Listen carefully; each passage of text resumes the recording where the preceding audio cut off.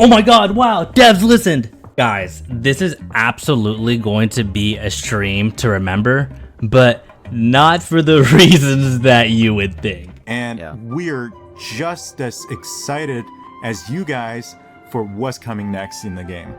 Awesome. Yeah, no, totally agree. That's so great. We're gonna talk about this later in the video, but for now, let's just go ahead and get started. This is the version 5.1 Genshin livestream summary. Hope you guys enjoy.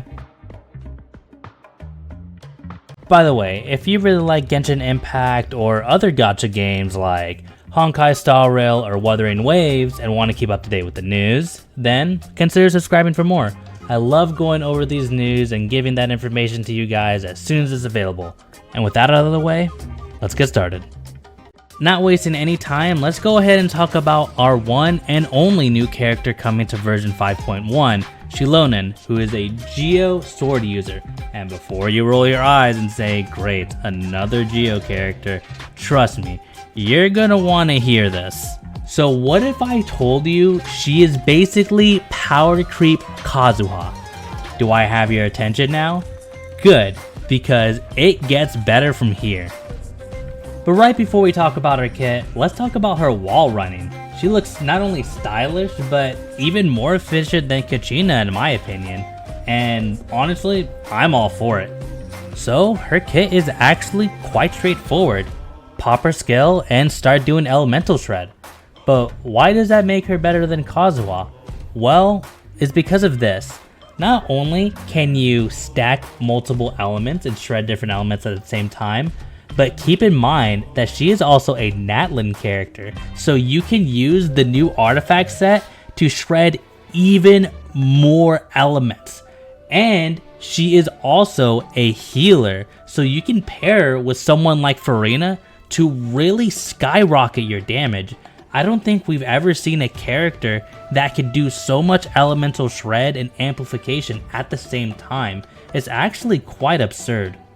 And for her elemental burst, whenever she uses it and she has at least 2 different elements other than GEO in her stacks, then she starts healing the team at regular intervals. Although it's a bit of a hyperbole to say that she's going to be better than Kazuha, considering the fact that she doesn't pull everybody in, there's no denying that she's going to be an excellent support.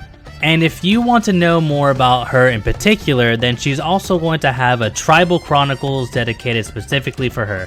And don't forget, we're also getting exclusive limited time rewards for completing it within the version that she gets released, which is version 5.1. So don't wait too long to do it.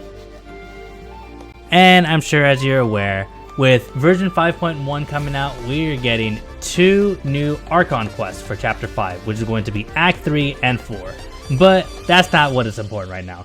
Let's talk about the cute thing, which is March 8th. And she gets drunk here, and it is really adorable. I'm gonna be honest, she's definitely gonna be the highlight for me. Alright, let's talk about the real reason why everyone's here. The gacha. So for the first phase of version 5.1, we're gonna have Xilonen and we're gonna have Chiori. And for the second half, we're gonna have Nahida and Futao. Alright guys, time for some events. And we are actually gonna be going back to Sumu for this. For the major event that we're getting for version 5.1, we're gonna be celebrating Nahida's birthday. And at the end of it, you do get a free Candace. So if you missed out on Candace or just looking for a certain Eidolon, playing too much Star Rail, then now's your time to do it. As far as how the events are played out, it's honestly quite what you'd expect. For the first event, we literally are just playing Subway Surfers. For the second event, it's more like a detect whatever is different, and then for the final one, we're just doing a combat event. For the second event, there's a combat event, as you'd expect, but I have to point something out. I just can't. I can't let them get away with this. Why is Goro on the field for longer than 0.5 seconds? And why is he using Rust? No, I had to point that out. I couldn't let that go. There's also going to be another combat focused event, but this time you get to pair up with other travelers and get to beat people up. But don't throw, because one of the objectives is don't die. There's also going to be new trails for Zhongli and Kuching, so honestly, I would probably pick these up myself. I like both these characters. And also a new TCG update for all 3 people still playing this game, so have at it. Also, Gift of Odyseey, baby! I'm joking, but Lieben is going to be in town, so you already know that our boy is gonna give us the good, and he always has the inside scoop for what's coming up in the nations. And yeah, I'm definitely gonna be tuning in for this, so don't forget to stop by and talk to your boy. Alright, here comes a actual really good update. So for Spiral Abyss, if you're tired of always doing floors 9 and 10, well, if you 36 star it, then you can automatically skip 9 and 10, so you can just go straight into floor 11. Or if you just 3-star all of 11, then you can skip floor 9. So kind of like Memory of Chaos if you played Honkai Star Rail, to where you can skip a certain amount of floors so you can get straight into the harder stuff. So honestly, great change, less time, and easier primos. There's also going to be an artifact filter optimizer as well. I feel like there's an artifact optimizer in every single patch, but this is going to be pretty cool. Now whenever we go to the synthesizers, we can actually see what our character ascension progress is on the table itself, which is actually very useful. We don't have to guess, do we have enough, do we not? Now the game actually tells us what we have available, which honestly, very convenient and should have been in there sooner, but hey, better late than never, we'll take it. Alright, I'm about to get a little sentimental here, but Genshin Impact is about to enter its 4th anniversary, which is honestly pretty wild to say. The world was pretty different 4 years ago, and I'm glad I picked up this game.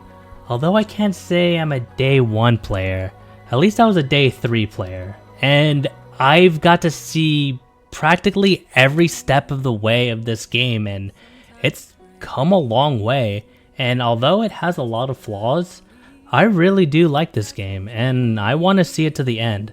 They had this anniversary video and it kind of showcases our journey so far, and it was really touching. You guys should check it out right after this video. It's really nice.